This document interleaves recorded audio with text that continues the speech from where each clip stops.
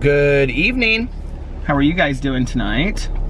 Or during the day or morning or whenever you are watching this vlog. It is Saturday night, a little bit, it's about 12:30, 12:36. And I just went and got, this water is rattling like crazy back here. I just went and got, I wonder if I could just put it like there, that works. I just went and got these Propel waters. This one is berry. What is the other one? The other one is strawberry lemonade. I'll start with the strawberry lemonade one. But they're like 0 calories, 0 everything, so I can have these. And for the 3rd night in a row, I ate very healthy. And Alex's girlfriend didn't have a date we hung around and did absolutely nothing today. He went to take his car in, and then when he got home, we just didn't do a whole lot of anything around the house. It was actually really nice just to relax with my husband today. But his girlfriend didn't have a date to this Christmas party tonight, and so he went with her. It was real early, and then he met up with his friend Sarah and the friend that's in town that hasn't been here for years. But anyway, and he just got home before I left, and he's going to sleep. So he went to this Christmas party tonight. It was like an ugly sweater, you know, those ugly sweater Christmas parties. And he had a good time, but he ate so much, and he like brought fudge home and all this. I'm like, he's like, this fudge is so good. And I go, I cannot eat this fudge. And he was like, well, tomorrow's your cheat day. You can have it tomorrow. I was like, okay, tomorrow's my cheat day. I guess I'll have this fudge. He's texting me like crazy, so I need to pull in here to the Ross Dress for Less, and I need to see next to the Trader Joe's and see what it is my husband is texting me about.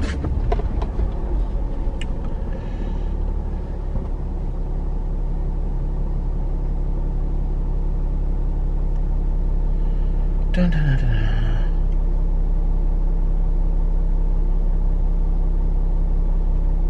It's just telling me to be safe. Because it's raining outside tonight. It's a little slick.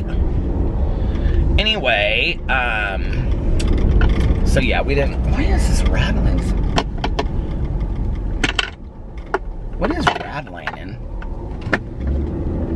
it's driving me crazy. I think it's this chapstick. No. Do you ever do this? Do you ever like pick up everything and you try to figure out what it is? It's this plastic thing. I don't know why it's rattling in there though. But anyway, made some videos for my channels today. Oh my God, you guys. So, I had like an hour, that is one thing I did today. I had like an hour, less than an hour left of Evil Has a Name, which is like the book about the Golden State Killer that I had started yesterday, and I finished it today. It was so, well, I guess I finished it 2 days ago. It was, late last night. So anyway, it was so good, you guys. It was so good. It was, so it's an Audible original. Anyway, I did a whole review on my BookTube channel. If you want to hear about it, go check out my BookTube channel. I talked all about it over there. But if you've read Michelle McNamara's I'll Be Gone in the Dark, which is about the Golden State Killer, you have to listen to this on Audible. And if you don't have Audible, just get it for 30 days, download it, and then get rid of Audible after 30 days. You don't have to pay for it. You can just get a free book. This was such a great, like, audio. It was like interviews and like them driving around and them actually going to the scenes of some of the places that he had like,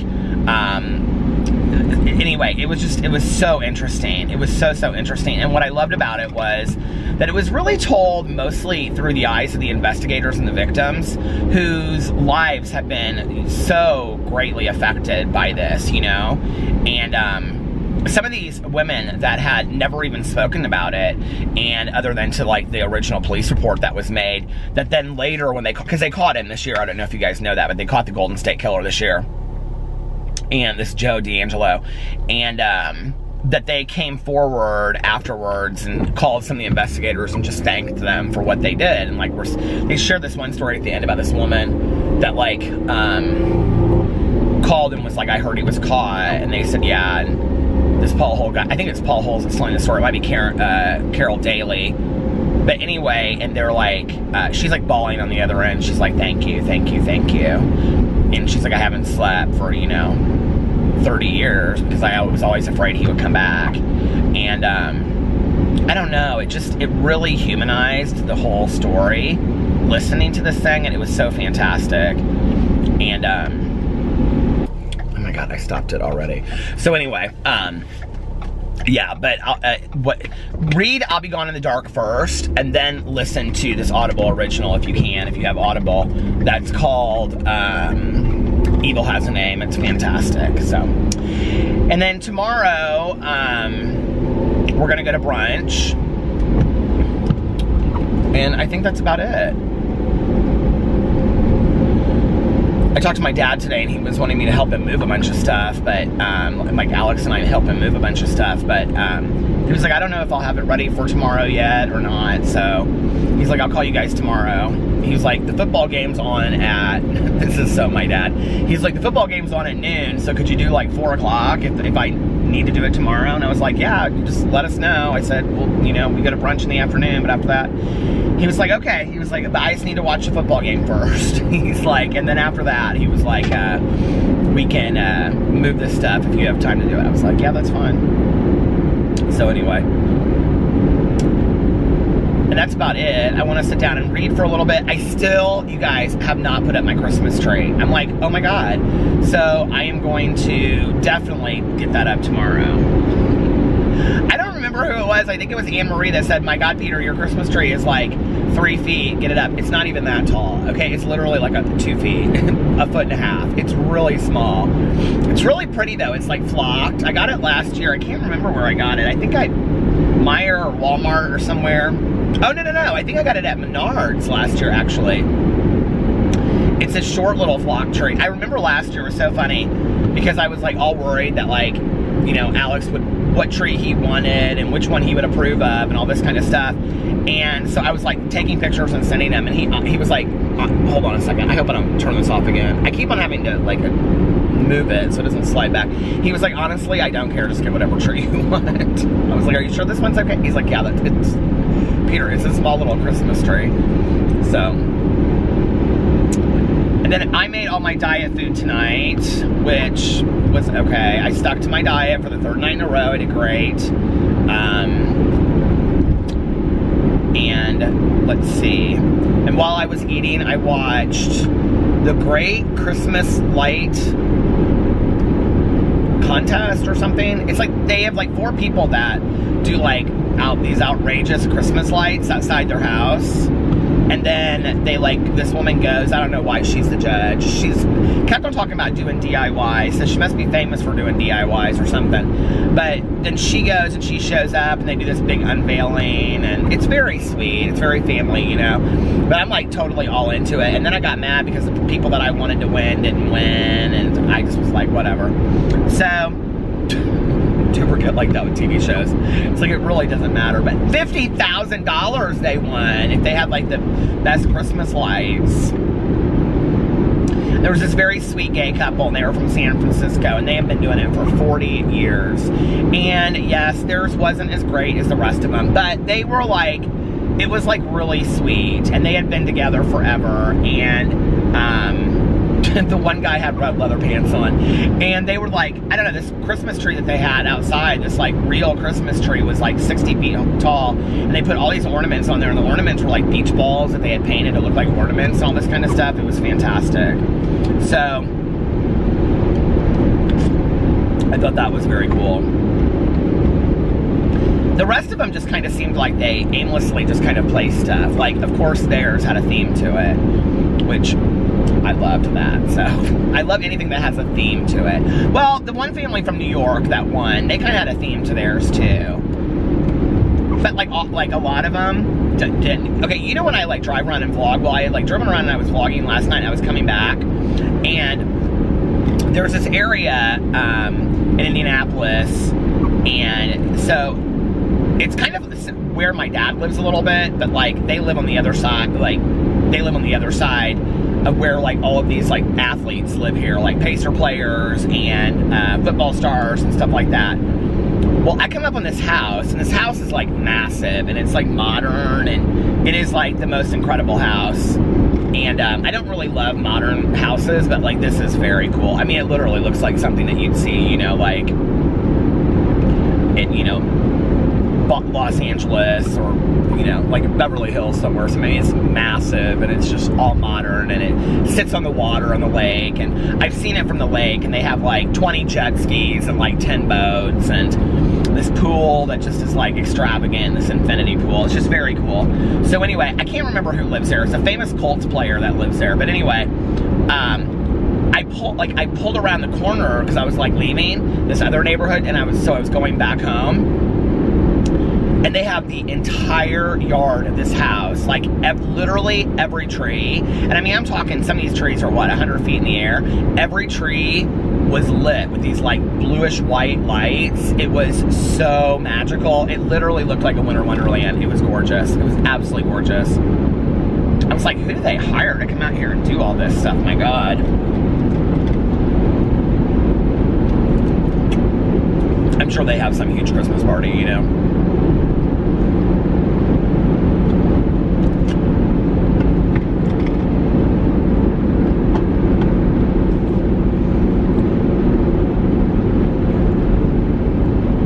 Years ago, there was this guy in Indianapolis. I'm like, do I want to say his name or not? But anyway, he's sitting in a federal prison now because he got busted for a huge Ponzi scheme. He was stealing money from, he was from Indianapolis, and he was stealing money from like retired people. The whole thing was very, very sad.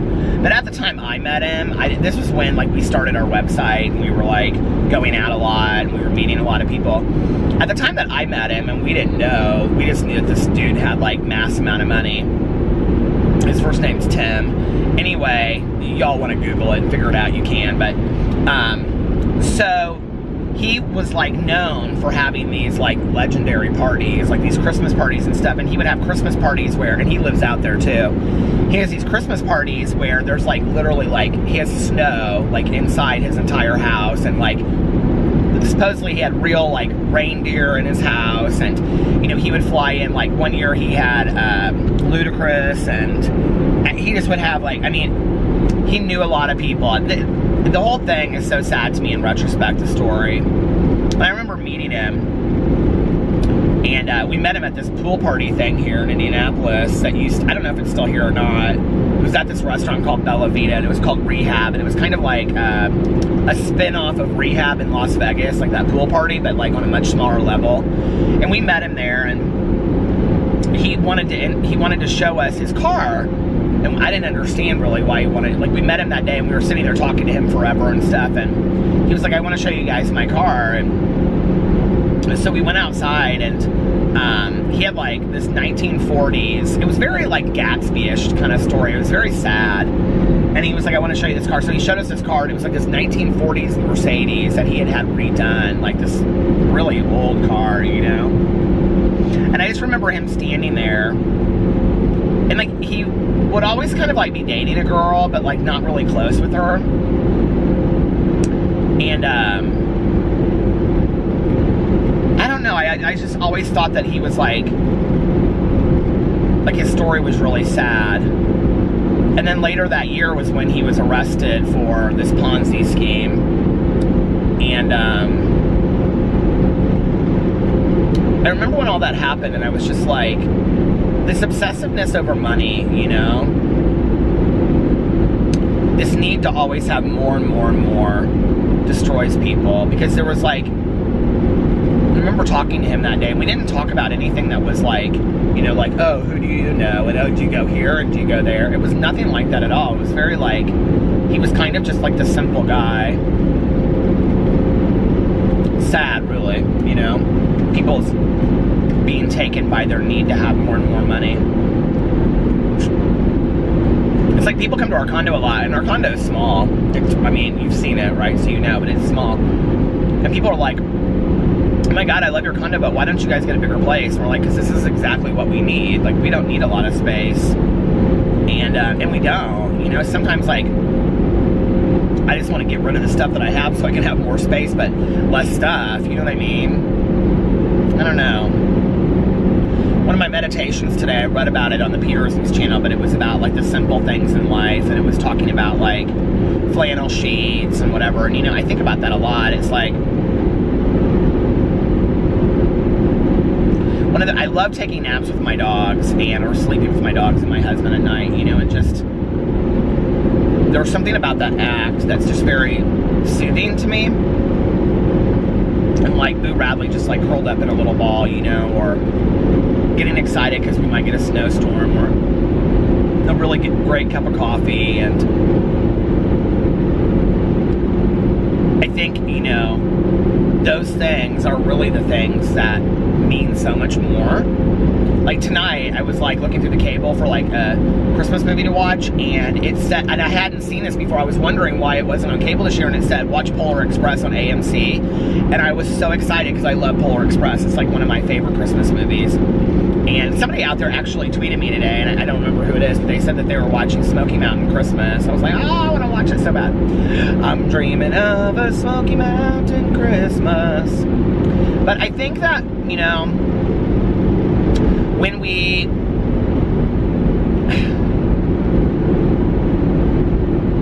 I'm not saying that we shouldn't aim high and want to have those things. I don't think there's anything wrong with wanting to have like nice things or, you know, whatever.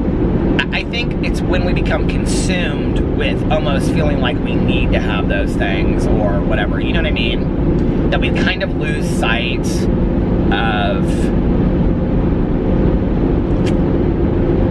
what it's all about. I mean, the world, that is, you know, life. And I think also, like, you know, my mother was somebody that she was very beatnik, very, you know, she loved different kinds of jewelry, and she wasn't really into, like, I mean, I remember one year for Christmas, I asked her, I said, what do you want for Christmas this year, Mom?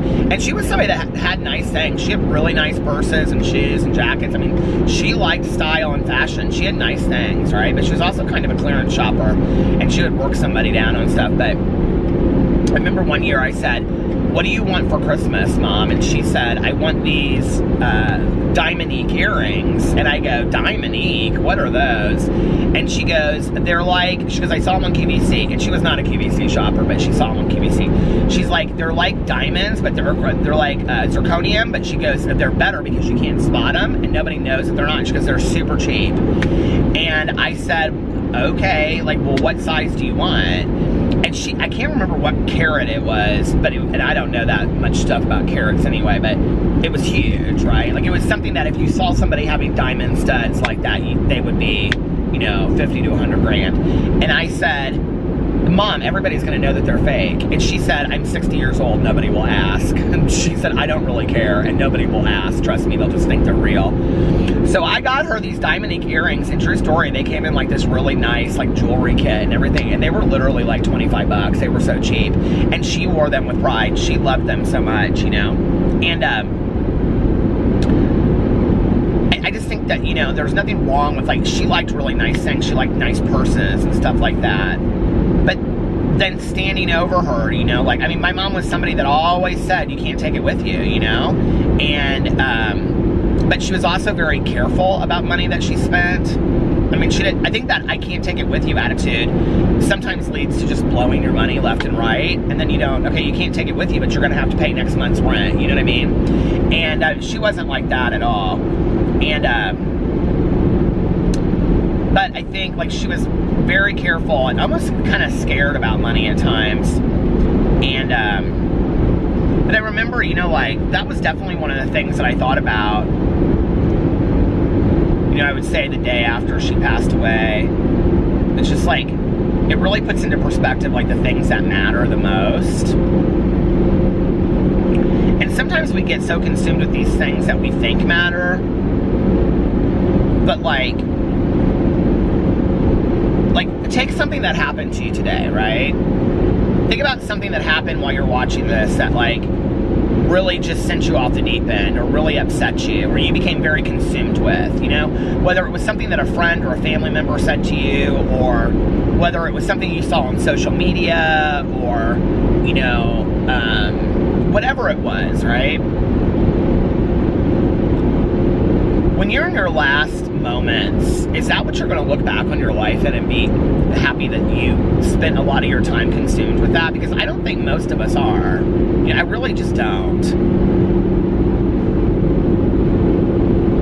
I don't think most of us are going to look back in our lives and be like, well, that one time when I was fighting with my Aunt Judy, you know, or that one time when this person and I went back and forth on Twitter. It's like, that stuff doesn't really matter.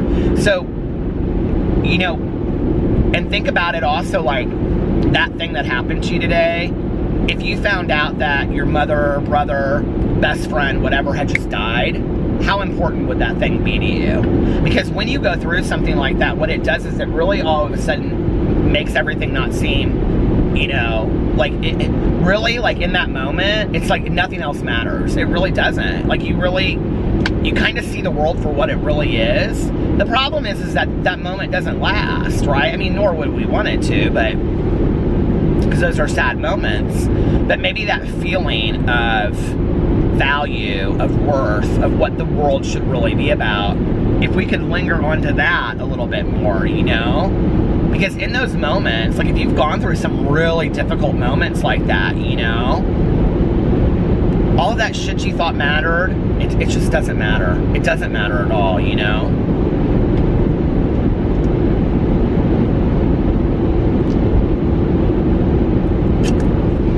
I can't remember, actually, something that was going on with me the day that my uncle died. And I remember Caroline, she called me, and I was, like, in the parking lot of Subway when she called me. She told me. And, like, I got off the phone with her, and, like, a friend of mine was, like, texting me about something, and I can't even remember what it was, but I do remember responding and saying, I don't care. Because I don't. Like, I didn't, you know? Like, ask me 2 weeks after that, sure, like, it probably was something I cared about. But in that moment, I didn't care. Like, it didn't have any meaning to me anymore, you know? And so then I think, like, well, that's interesting that in those moments of great sadness or great grief or great meaning of our lives, that stuff doesn't mean anything to us, like just the BS of the world, right? But then, if it doesn't mean anything to us, then why do we allow it to mean something to us in times that we're not going through that, you know? And I think for me, like, that's a lesson that I really wish, you know, that I could hold on to. And Tanya and I were talking today, and she had kind of had a situation, you know, with somebody, and I said, Tanya, you're not in that. And she goes, I know, and she goes, and I get that. And I go, but no, you're not in that. Like, it has nothing to do with you. Like, and she was like, you know, well, it sure felt like it did, you know, and I said, but you're not in that. And when you realize that over time, that, you know, what other people think about you, and, what other people say about you even sometimes really has nothing to do with you at all, you know, it doesn't speak of you at all. Like, I think it makes it easier, but it's hard to stay in that. It really, really is, you know, it's like,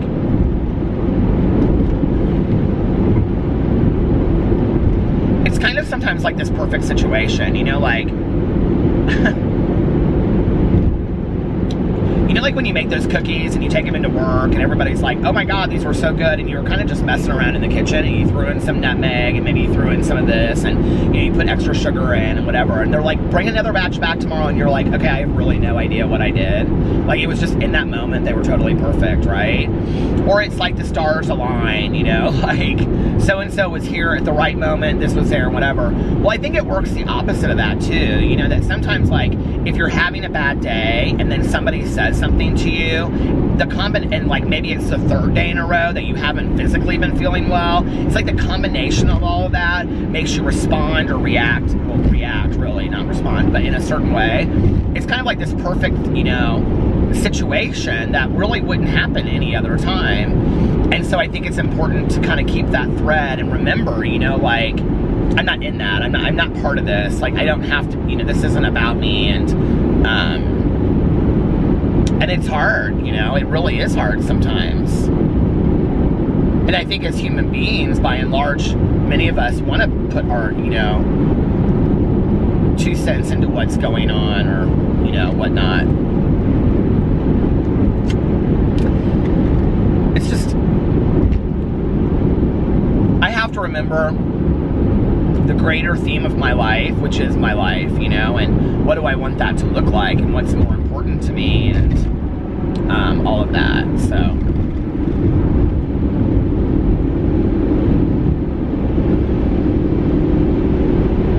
it's very surreal to me that tomorrow is like the anniversary. I don't know why this year, like each day leading up to it has really like stood out to me, but it's kind of surreal to me that tomorrow is like the anniversary, so to speak, of the last time that I used in 24 years. I never have looked at it that way before, really. I mean, I always celebrate my birthday, but I've never looked at it like that, you know?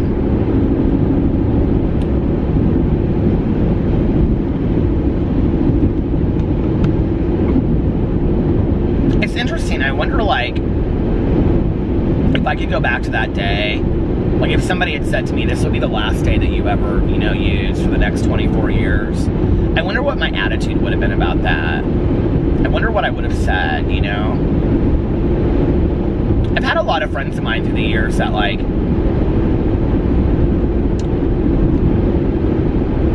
they drank themselves like crazy and then they knew they were going into treatment the next day, or, you know, they were able to plan their last use. And that just isn't what happened to me. Most of the people that I know didn't.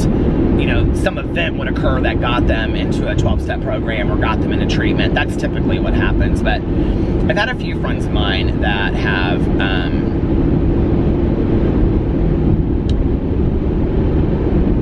been able to plan their last use, so to speak. I had a friend of mine, he actually like bought like 2/5 of something, I can't remember, but, and he like drove to treatment, and then he sat in the parking lot. He like parked like way out, and it was like 10 o'clock at night, and he just sat in the parking lot, and just like once he got there, and he just got completely annihilated, and just totally wasted, drunk, smoked weed, took pills, and then got up the next morning. When he woke up, he walked into treatment. I'm like, there's no way. I don't think I would have done it. I think I would have driven away. Because the thing is it's the question of willpower, right? And like, if we're so willing to just, I mean, if it was like, okay, tonight's gonna be the last night that I'm ever gonna use, and then tomorrow morning I'm gonna wake up, oh, okay, let's go to a meeting, you know, like, that was never gonna be the case with me. I mean, I had tried so many times on my own. I turned it off again. Anyway, I mean, that's implying that I have like a lot of willpower, which I don't think I have any willpower of, you know, to get up and go, okay, you know, today I'm going to, go into treatment. But the reality is that the reason that I ended up in the circumstances that I did, you know, was because I couldn't stop on my, if I could stop on my own and have said today's the day I'm gonna go into treatment, I don't know, I do know some people like that. I do, that's not my story, you know? I don't relate to that. And I don't think that left to my own devices that would have ever happened. I really don't. I think I would have made a lot of promises and told people I was going to go. But I think I would have made a lot of excuses and not gone. I really think for me it took something very serious happening where treatment was the way out, if that makes sense. I keep on turning this off when I move this, you guys, but it keeps on sliding, I'm sorry. But where treatment was the way out, you know what I mean? So, I'll talk more about it probably in the next couple days.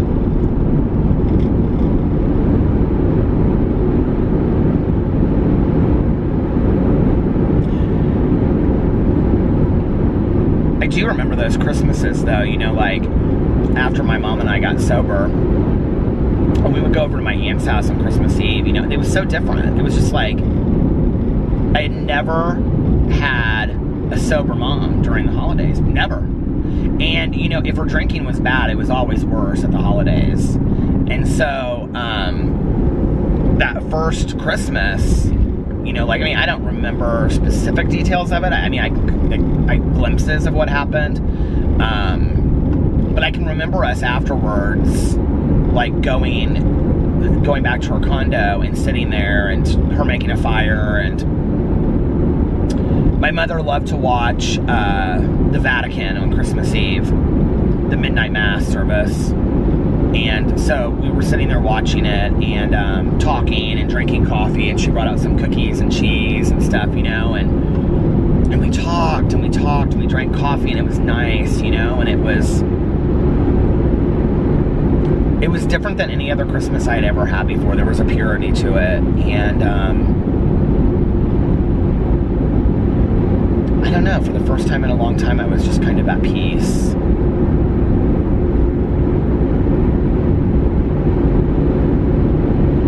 I think life gets complicated as you get older sometimes, you know, and like, I think one of the things that's happened in the last, let's say, I don't know, 5 or so years of my life is that I feel like I have so much stuff going on, and not just like, you know, just so many things, you know, like, that to some degree it's kind of like the unraveling of my life. And my life was very simple back then, you know. There's something to be said for early sobriety. And, you know, I've had quite a few friends of mine that get sober, they have a year, and then they go back out. They get sober, they have a year, and then they go back out. And I think that one of the reasons about it is that once you can get over that initial, let's say, 30, 60 days of sobriety, early sobriety is very attractive. Like, you know, it's, I don't know, just that, I mean, I still feel great when I leave a meeting, but like back then it's like literally like what it must feel like to people to leave church. You know, there's just this feeling of bliss and enlightenment. And I still feel like that from time to time, but rarely. And usually if I go to a new meeting that I haven't been to in a while, and I don't know, you're just meeting all new people, and all you want to do is talk about sobriety, and you're, you know, reading all the stuff, and, you know, it's just, it's different, it's new, and it's exciting, and, yeah.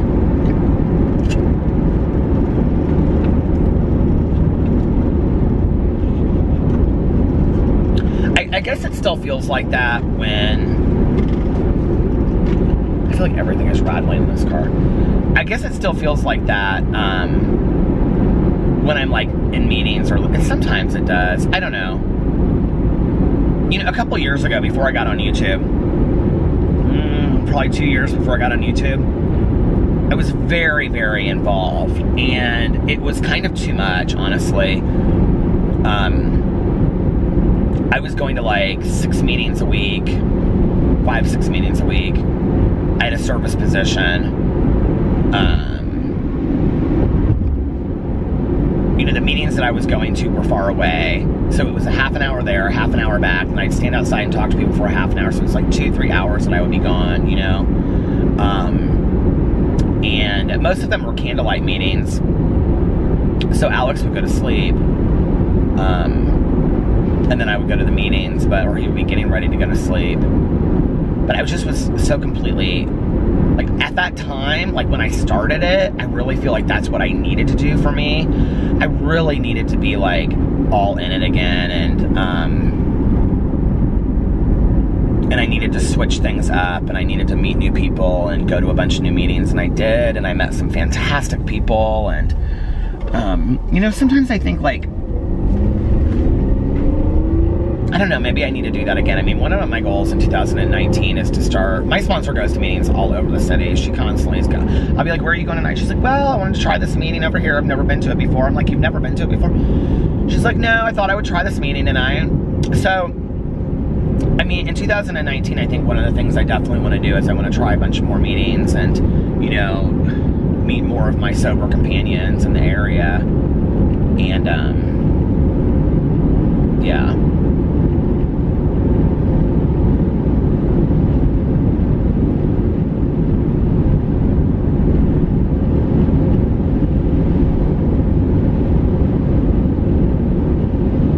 It's so weird to me that, you know, sometimes like I got sober so close to Christmas, like I was just like passing these houses, and these houses, I'm like way out in the country, and these houses are like separated, you know, they're like very far away from each other, and it's like this one house just had like this row of like colored lights on it, and I don't even know how to explain it, but like it was just this little like one-story house, farmhouse out in the middle of nowhere with this string of Christmas lights on it. If I could tell you what my sobriety feels like this time of year, that's what I would describe it as. That house sitting out there with those colored lights on out in the middle. I don't know, it's just kind of like very spiritual, but very small and still and silent. I don't even know how to explain that. Somebody out there probably got it. At least one person's like, I totally know what you mean. I need to turn around, actually.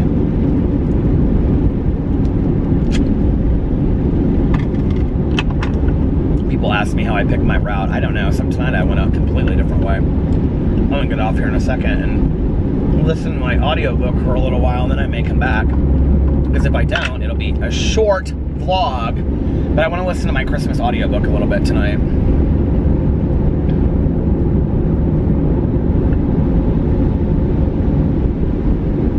Oh my Lord.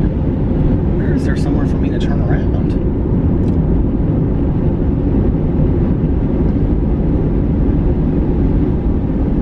I think in some ways I just need kind of like, this year I feel like I need this birthday to come and go. I don't know why. I really like want to spend the next 2 days really reflecting on it and being grateful for it. But I think it's been hard this year too, because like I've known of so many people that passed away from addiction this year, and I think that my gratitude for my sobriety is so much more than it was before. And I'm gonna turn around on this little side street here, although there's a car coming, so maybe I should move over here. But this house right here is a good example of what I was talking about. Well, I'll show you on the way back when I turn around. But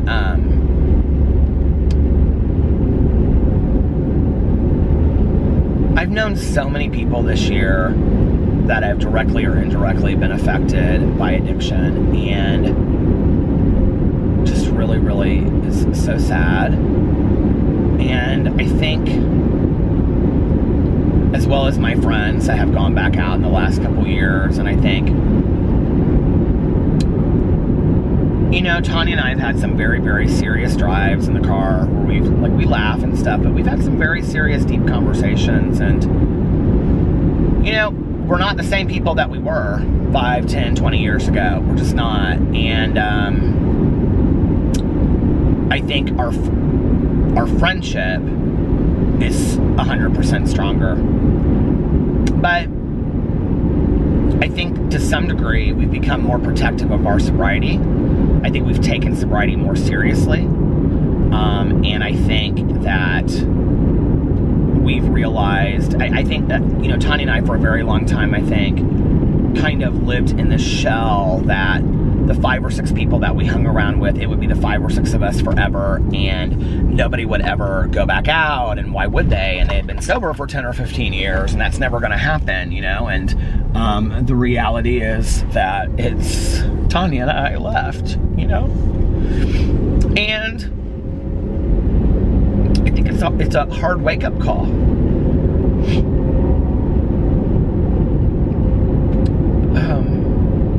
Not to say that there aren't like thousands and millions of other people in recovery out there, I'm not saying that, but it's, you know, my closest friends that in sobriety are gone, you know, they're,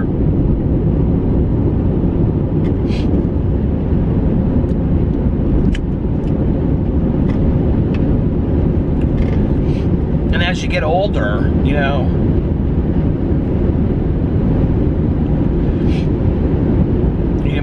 I talk about my history being gone a lot, like in my life, you know, with my family being gone, but like for Tanya and I, like our history, you know, in recovery, it's these people. You know, we traveled with these people, we did pitch-ins with these people, we had pizza dinners with these people, we went out to dinner, you know, every Tuesday night with them, and they're our history, and yet they're out there living a different history right now, and I understand that that's their choice, you know, and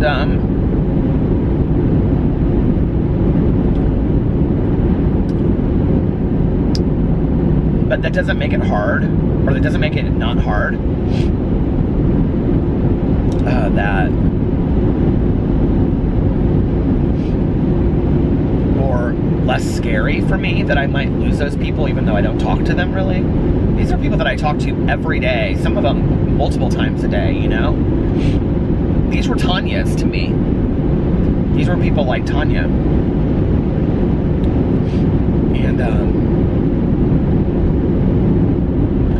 And it's like kind of like this, you know, like just one after another, like they just all, like kind of like a house of cards, they just like one fell after another, you know, and I don't really understand it. And I remember there was a moment that I really thought, you know, like, what do I do if Tanya goes back out there? And it was the weirdest thing because I can remember that, and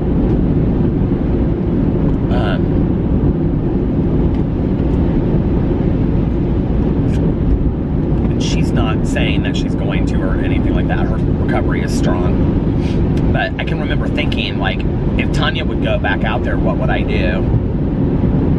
I think it's very much kind of like in early sobriety. You think like, oh, if a parent dies, I'll never make it through. I'll have to drink, you know? But I remember that my immediate response kind of surprised me. My response was, you will be just fine. You will get through anything. You know, you've gotten through much, much worse.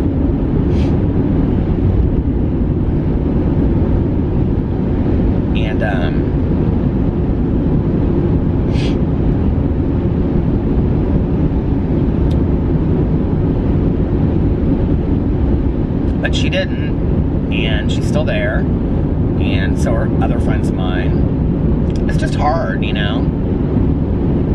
And I think so this time of year makes me look back on everything. It makes me look back on my 24 years of sobriety. It makes me look back on, you know, the years before that. It makes me think about my mom. It makes me think about, you know, like all the people that I've met that have gone back out, all the people that I've met that are still here, you know, my sponsors that I've had, just all the gratitude that I have in my life, you know, for all of it. And I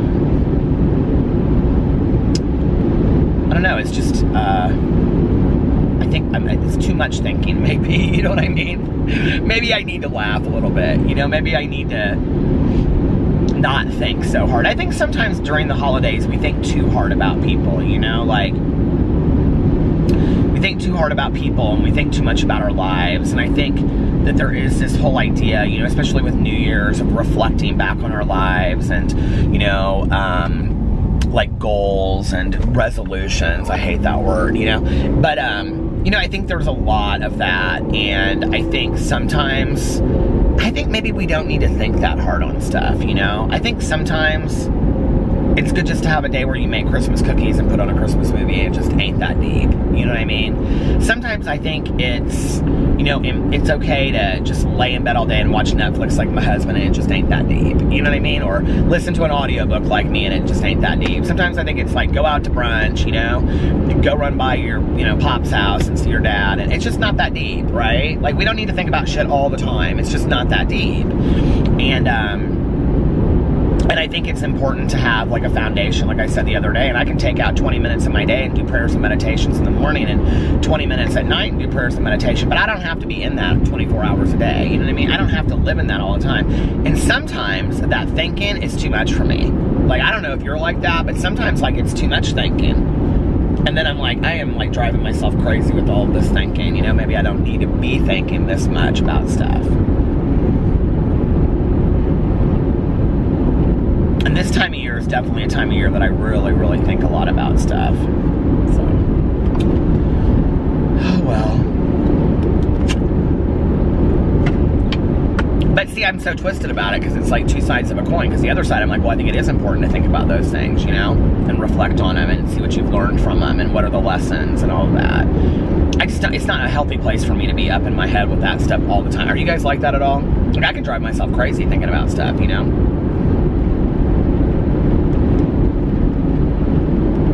Did I tell you all I bought Alex's Christmas presents? I'm so happy I got that done. Online shopping, 10 minutes. It was the easiest thing I've ever done.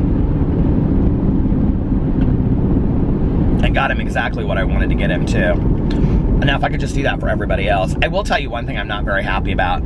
So I got the Prime, because everybody told me I needed the Prime.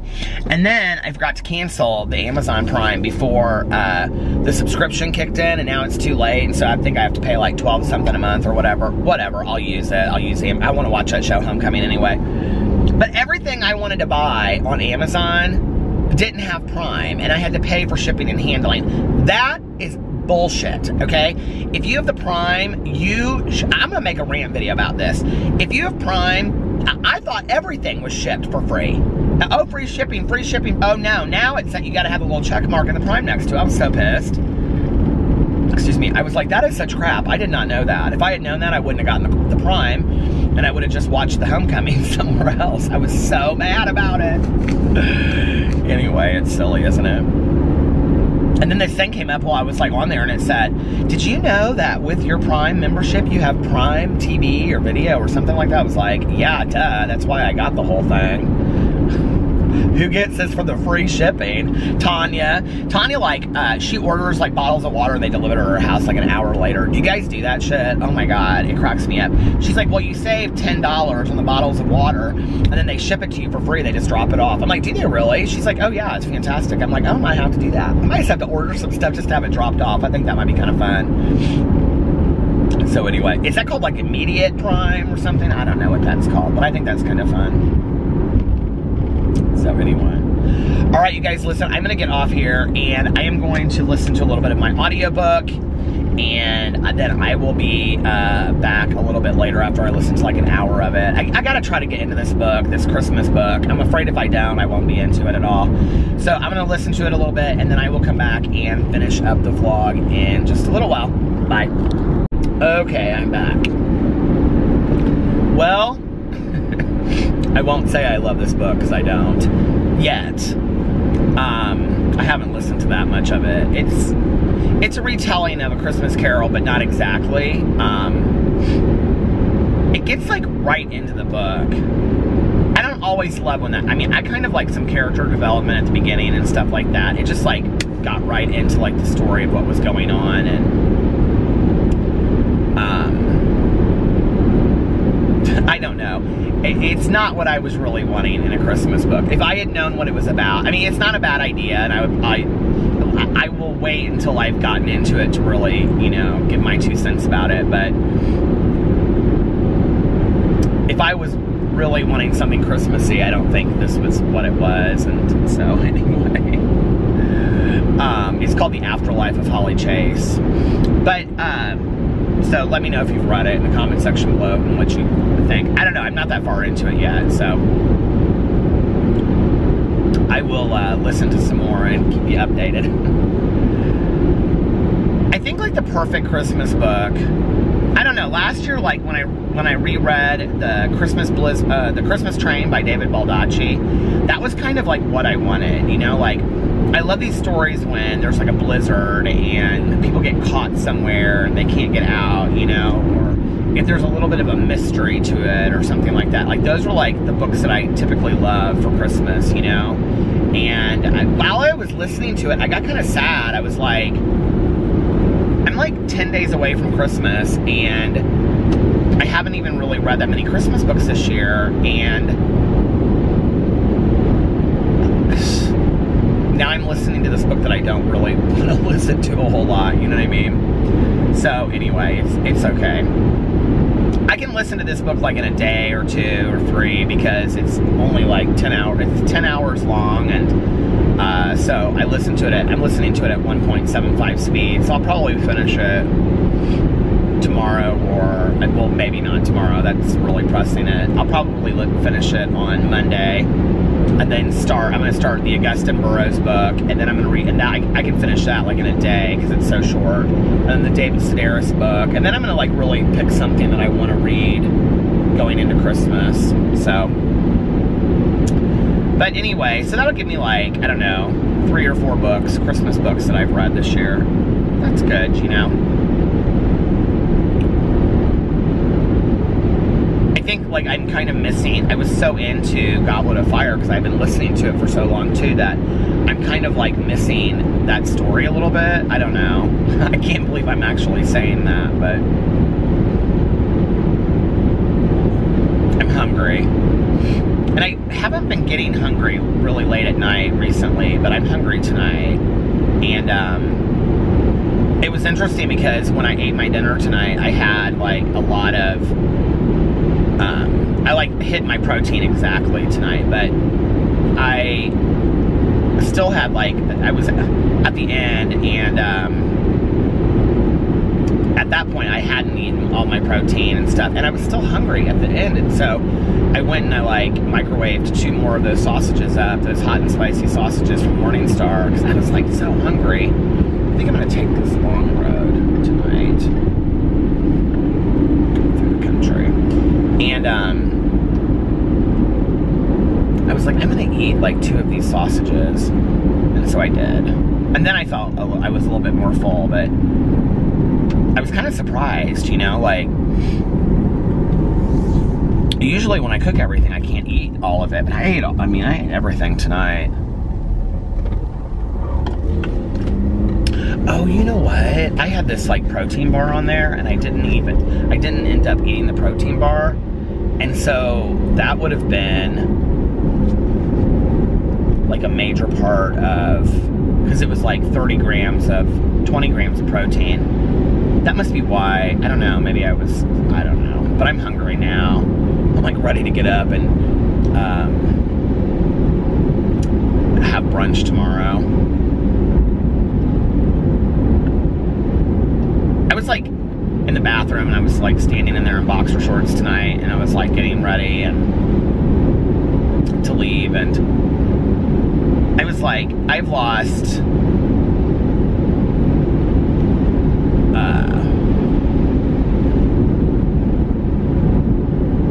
let's see, so since I started, I've lost about 12 pounds since I started on YouTube. But since I, like, started this year, you know, like, from 246, I've lost, like, 24 pounds or something.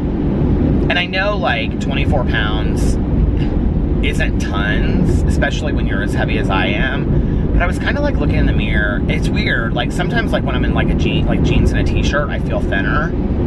And, like, I feel like my clothes are fitting more. Like, there's some things that there's t-shirts that I'm being able to fit into that I wasn't able to fit into before. But I was standing in the bathroom, and I just got, like, so kind of down. I was like, you were so heavy, you know? And, I just was like, I just couldn't see any weight loss at all when I was looking at myself in the mirror. We have, like, this long, like, what do you call it, full-length mirror in the bathroom. And I was kind of, like, looking at myself sideways in it. I was like, you haven't, I don't know. And, you know, like, I think that's where, for me, like, I can't get discouraged like that, because that's where I go, screw it. You know, like, it's going to be too long. It's going to be too hard. That is why I'm taking it, like, 5 pounds at a time in my head. Like, if I can just get to this. Like, right now, like, screwing up last week on my diet, like, I said I didn't care, and I didn't really care because I'm, like, you know, in it for the long haul. But at the same time, it's like, I don't know, like, it set me back a week, and, I mean, this is gonna be, like, a long journey for me to get to where I really want to get to, you know, and, I know if I stick to it, that by the time that we go to Florida, I'll be, like, in a much better, you know, physical situation than I am now, and I'll be able to wear some of the clothes that I want to wear, and I'll feel better about myself. But, like, I was, you know, when I was standing there in the bathroom, I was like, you're looking at, like, probably a year or two of consistently working out and eating healthy, and then after that, maintaining that. Like, if you want to continue to look that way and feel that way about yourself, you know, like, it's not gonna just, like, you're not gonna just do this for, and I know that, right? But I'm like, you're not gonna just do this for 3 months, and it's gonna be like 3 or 4 months, and you're gonna be like, here, magic, you know?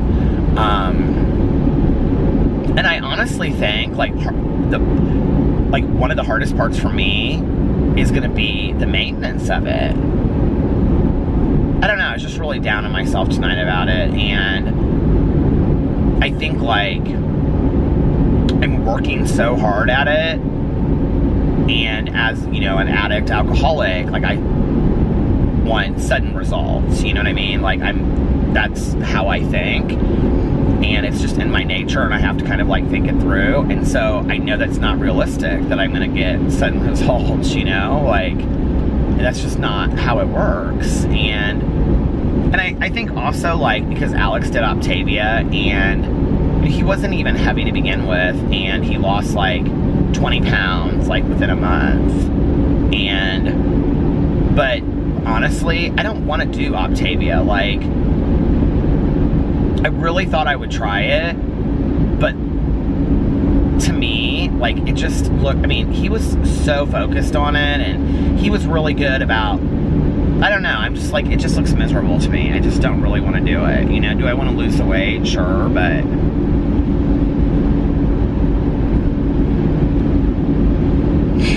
I don't know. And, like, right now, this is what I was going to say about last week, you know, like, I was so close to being under 220, and then it set me back, and so this week when I weighed in and I was 225, you know, I'm like, God, I was, like, at 222, which means that this week I would have gotten below 220. I know that, you know, because of, like, I'm averaging between, like, about 3 pounds a week, so I would have been below 220, hopefully, you know, or close to it, and,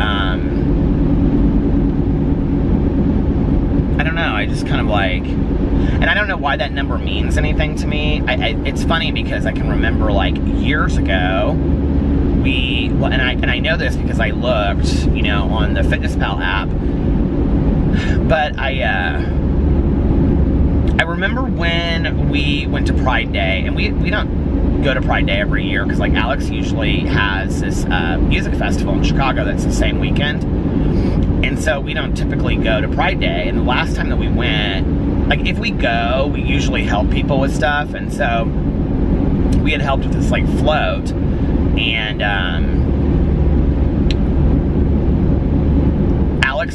Alex was on the float with some of his girlfriends, and I didn't want to be on the float. I was too, like, self-conscious of myself, and like, the parade float is what I'm talking about. I know it sounds stupid, but, like, that's how my body image, I just passed this house, like, I'm literally out in the middle of nowhere. It's like this road I take from LaPel, Indiana, into Noblesville, and I don't know why I love this road. It's just so still, and I don't know, it just is, it's just farm after farm after farm. But anyway, there was this house, and it was dark in the living room, but you could see the Christmas tree in there inside, and it just looked so cozy.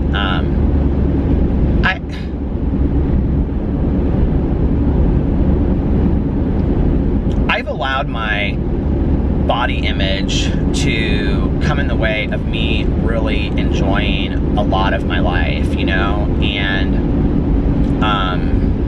I've even talked a lot about it on here as far as, like, going to the beach and things. But I remember that Pride Day because I wore this, like, Grateful Dead t-shirt that I haven't been able to fit into, I don't think, since then. And like, I don't even want to try on some of my clothes because I'm afraid, like, if I try them on and they still don't fit. I used to wear this button down all the time. I think I talked about this on here not too long ago, to meetings when I came back in, and that was when I was a little bit thinner. But I think it's about where I was now, actually, in weight. So I think it probably would fit me. And I was just like this blue, this navy blue. It's just like this light blue button down. I think partly, too, like, that's what happened when I came back into going to meetings, and I'll talk about that in just a second, but, you know, like, ever since, like, the year before I was with Alex, I lost, you know, like, 50 pounds. I was, like, I went from, more than that, because I went from, like, 245, and this is where I feel like I've repeated myself in life, and I'm back to where I was. I was, like, at 245, and I got down to, like, 180. I was, like, 185 when I met Alex, but I was lower than that before that. But I was lifting, so I was like toned and stuff, you know? I mean, I look at pictures from back then and I'm like, God, I was so thin, and even then I thought I was fat, you know? It's like my body dysmorphia, I have no like realistic view of what I really look like. And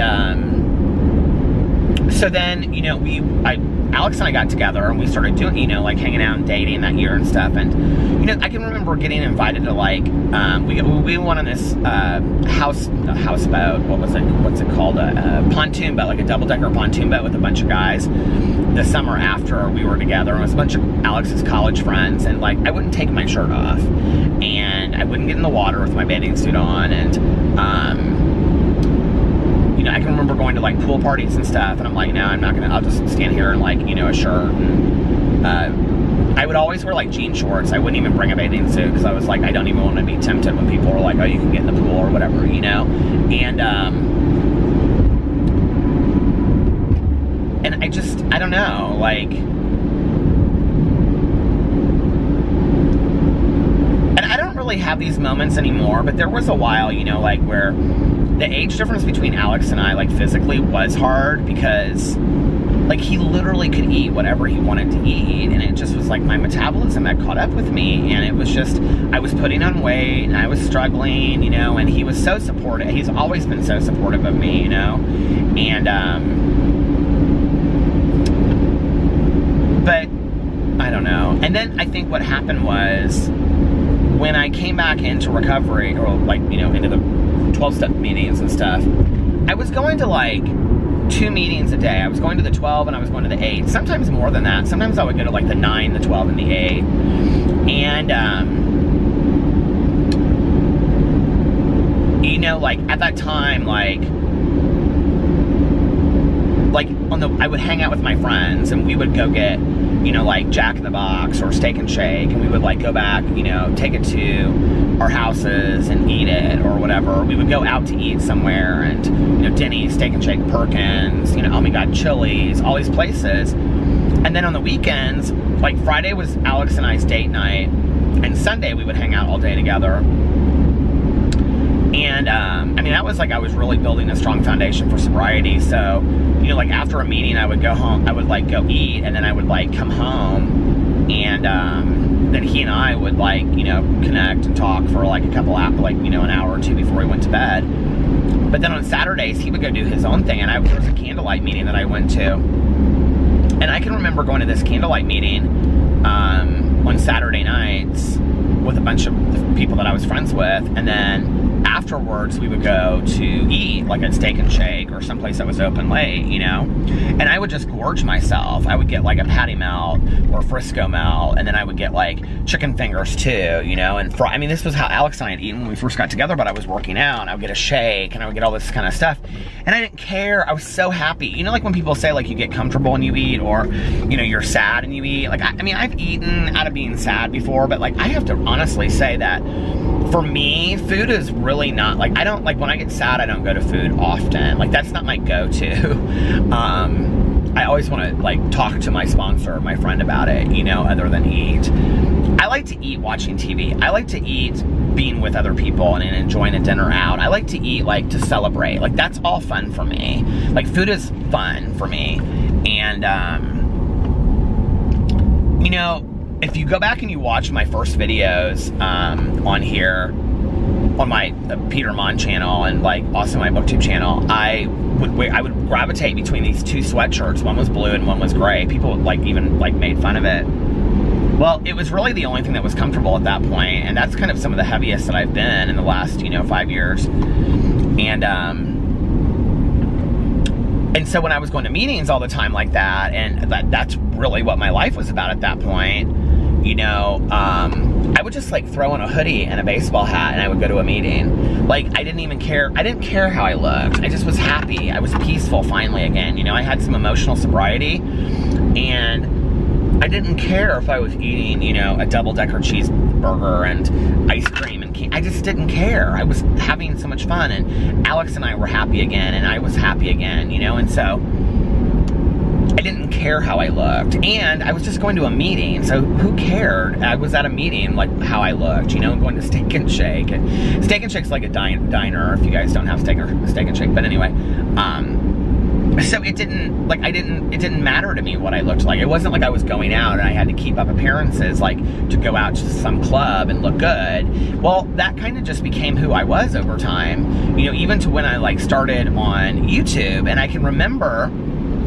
like, the thing that got me started on BookTube on May 11th was that, you know, I had thought about starting it for a while, and, you know, Alex and Tanya were both kind of like, you're going to start another project, you're going to do something else, you know, whatever. I've always got projects going. I've got so many projects. I've got things going that I've never even talked about on here, projects. And I've always got something going, you know. And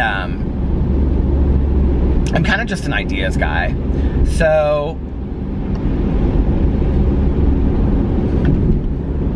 it's always interesting to me when I get criticized, like, in comments about, like, how I start stuff and I don't finish it. I'm, like, really pretty good about finishing most things I start. Like, I'm gonna start this and then I do it. Like, I'm gonna start vlogging and now it's 2 years, or, you know, like, I think I've done pretty good for having 5 channels and posting on most of them regularly. I mean, there's YouTubers that have, like, 1 channel and they post on it once a week. I'm like, okay, I think I do pretty good, you know? It's just interesting to me when I get that comment. I'm like, what's your comparison standard here? I don't take that to heart, though. Honestly, I don't. So anyway, but, you know, like, that they were like, you're going to start another project. Well, I was kind of like, well, maybe I shouldn't start another project. And then I kind of, like, just, like, I didn't even tell Alex that I was doing it. And I set it all up. And then that day, I remember I was like, you know, you can't get on video. Like, you're too heavy. You've got to lose a bunch of weight first before you get on video. And I can remember thinking to myself, you're not going to lose this weight. Like, that's another 6 months to a year to where you're comfortable enough to be on camera. And who gives a shit anyway? Just start it. And that was how I started my first video, you know? And I always tell people that because I do think that, like, our appearances and, you know, like, our fear of, like, how we sound on video and all that kind of stuff are things that keep us, like, from starting YouTube channels. Screw it. Start a YouTube channel if you want to start it. It just doesn't matter, you know? And the people that like you will like you, and the people that don't. It's just not that deep, you know? And I, like, it helped me, honestly, with my body image, body acceptance. But then also what it did was, I realized that, like, nobody really cared in my videos, you know, by and large. I mean, I've had my fair share of the fat jokes and all the old fat man jokes and all that kind of stuff, right? But, like, I realized that most people didn't really care. Nobody, you know what I mean? Like, it just, I wasn't getting, and it wasn't something that I was looking for, but it was like, I just noticed that, you know, I wasn't getting a lot of that. And so, you know, randomly somebody would say something, but I was like, okay, so, like, it's just not even that big of a deal. Well, when I realized it wasn't that big of a deal, then I was like, well, shit, you can eat what you want to eat. I mean, I don't even know that I consciously thought about this, you know? There are so many big puddles. I'm, like, driving through these puddles. My mom and I, when we would, when I was a kid, she would drive through a puddle and she'd go, going through the lake, going through the lake. But anyway,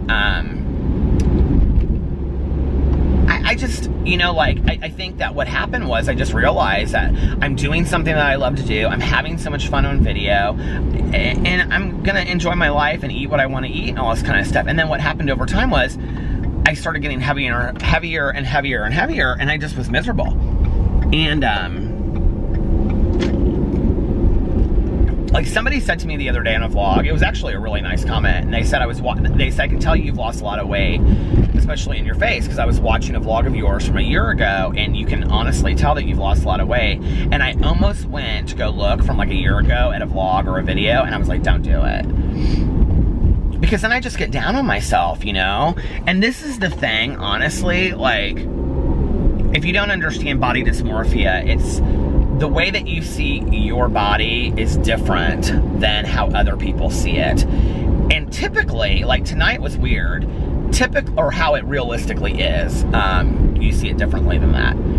Typically, I think, this is how mine works. I think I actually look thinner than I really am. And then I see a picture of myself and I'm like, holy shit, right? And there was a long time that I didn't want to be in pictures, and then I was like, screw it. Like, life is too short, okay? And you're gonna want to have memories of these things, and so I'm not gonna not be in a picture, you know what I mean? Like,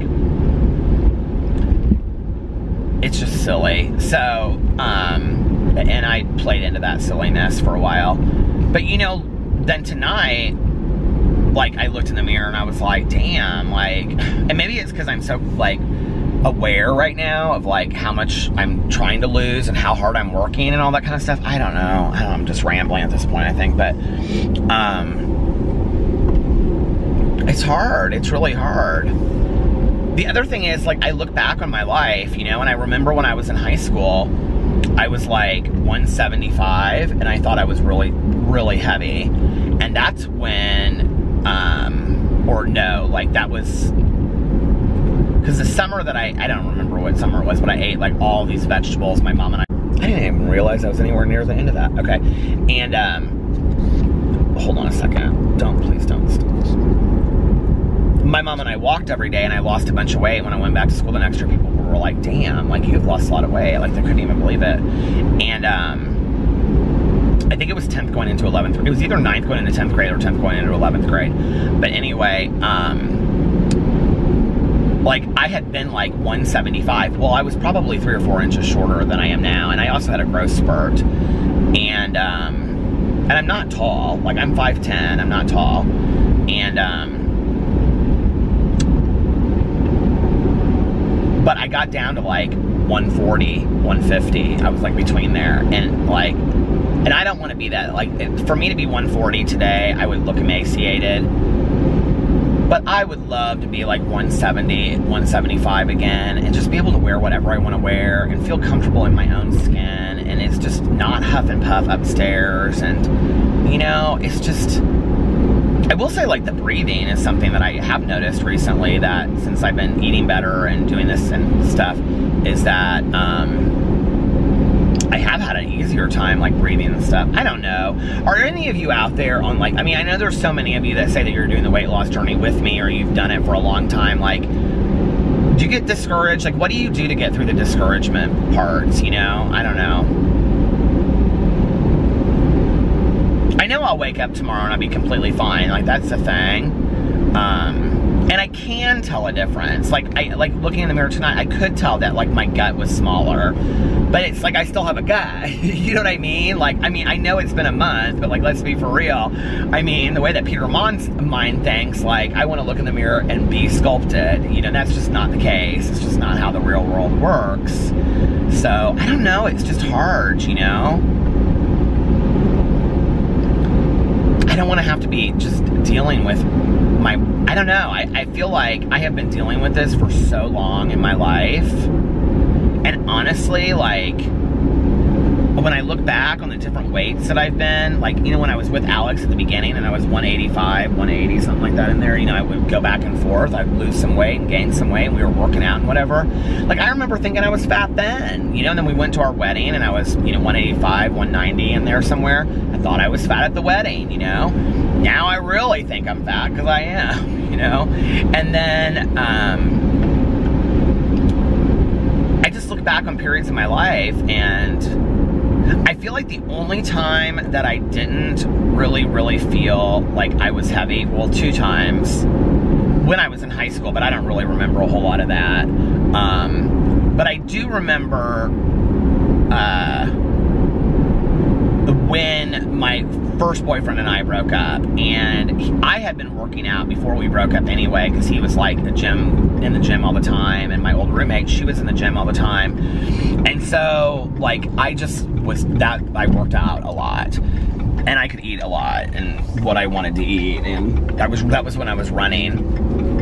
And so when we broke up, I started lifting a lot, and I was eating super healthy. Well, that was one of the times that, I mean, like, you couldn't tell me I didn't look good. Do you know what I mean? Like, I would go out in a vintage t-shirt and a pair of jeans, and that was it. Like, you know, and like some brown leather cuff, like vintage leather, you know, cuff on my wrist, and I thought I was it. I mean, I just felt so good about myself, you know? I could wear anything I wanted to.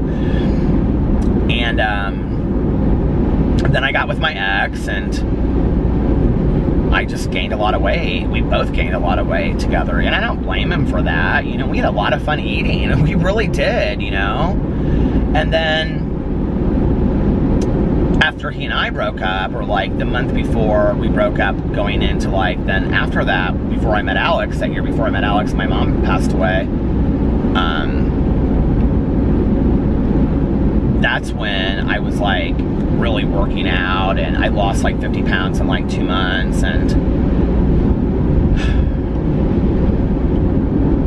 I even had this, like, the other day I was thinking to myself, well, why don't I just like do what I was doing then with like the, you know, only eating a couple lean cuisines a day and whatever. I was like, you know what, I'm not going to go against what my trainer told me to do. I'm just not, like, I'm going to do what I'm told to do, and try to stay with that. But yeah, it's hard. I know if I stick with it, I'll get the results. I do believe that. Like, I really, really believe that. And, you know, I'm a believer in some of the recovery sayings, like, if you always do what you always did, you'll always get what you always got. And, you know, the definition of insanity is doing the same thing over and over again, expecting different results. And I'm doing something different this time, you know? I'm doing what I'm told to do. And in the past, in my life, you know, like, when I've had mentors or people that I've looked up to, and I do what they, you know, tell me to do, it works. Like, you know, especially when it comes from people that have done the things they're telling me to do, and they've had results, like positive results, you know? So it's just hard.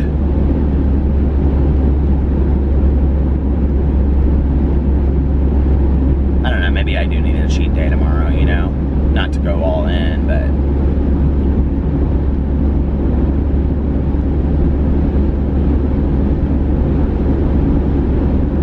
do you guys struggle with it? Is it hard for you?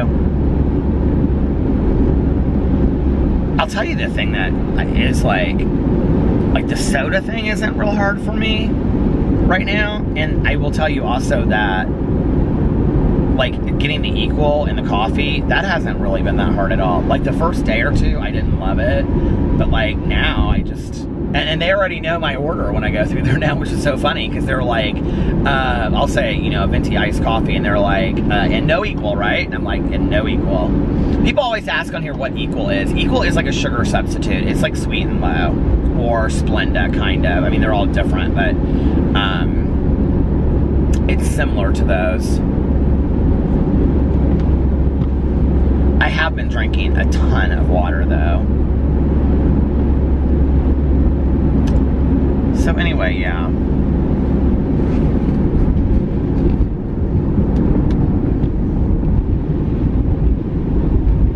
And I haven't found myself, like, tonight is kind of like, maybe I just needed to talk about it to get through the cravings, because now I'm not so hungry. But tonight's like the first time that I kind of actually felt that way in a while, you know? That I was like, God, I really want to eat something. And it wasn't like I just wanted a piece of cheese either. It wasn't, it was like when I was thinking about being hungry, it was like I wanted to eat. Like, you know what I mean?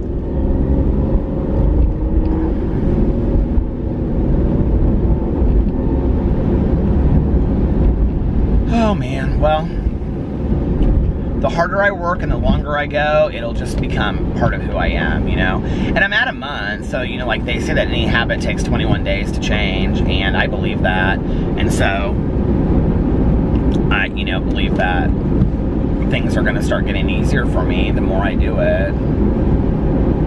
I find myself looking forward to the food that I'm eating now too. Like, at first, I think I even talked about it on here, I just was not like real excited about a lot of the food, but I find myself kind of looking forward to it now, you know, and also looking for other things to get and all of that. So, I don't know, you know. If you're doing it too, don't give up. we'll be much happier 6 months from now when we've stuck to it. And I know that, like, that's one of the things I know, is that every time in the past that I've started like a weight loss journey and I've stopped it, you know, I've been like, I look back at 6 months before, a year before that. Oh my God, if I had like actually stuck to what I said I was gonna do 10 years ago, I mean, I'd be in the best shape of my life right now ever. I'd be like in incredible shape, but I didn't stick to it, you know? And so you guys wanna hear something crazy? Okay, you know all that hell I went through with the turn signal? Listen, my front turn signal is out. Now I have to go get that one replaced. It's just always something. It's always something. You just gotta laugh at life, right? And as I'm saying that, the battery just popped up right there. You can't see it, but I can. It's right there in the corner, and it is blinking, saying, "Peter, you better shut up now because it's almost over." Anyway. Well, thank you for listening to my woes of my weight loss journey, and gotta just keep on putting one foot in front of the other, and I know I'll make it there. So anyway, and you guys are always so supportive of me, and I really, really appreciate it. It means a lot to me. It's nice to have some cheerleaders, you know, like that woman that woman said at the casino when Valerie and I went there the other night. You know, we all need cheerleaders. We do. So thank you so much for the support. And